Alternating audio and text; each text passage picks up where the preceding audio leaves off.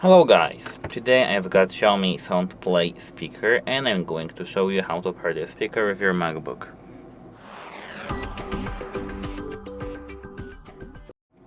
To pair the speaker with your MacBook, at first it needs to be turned on.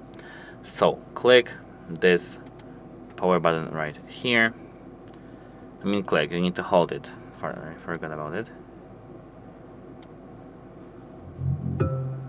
And now once your speaker is turned on, you need to click this Bluetooth button to enter the pairing mode. Once you do that, you need to enter the settings in your MacBook.